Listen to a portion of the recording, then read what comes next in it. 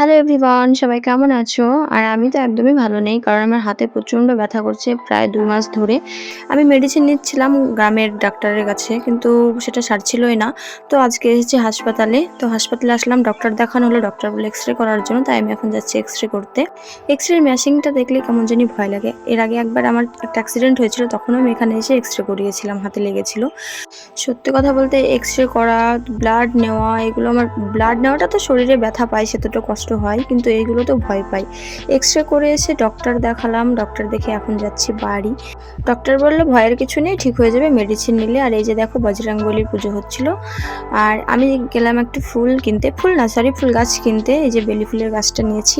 গাছটা নিয়ে আমি সোজা এবার বাড়ি চলে যাব, কারণ অনেক রোদ, অনেক গরম প্রচণ্ড পরিমাণে। আর বাড়িতে এসে দেখছি আমাদের সোহমদা এসেছে।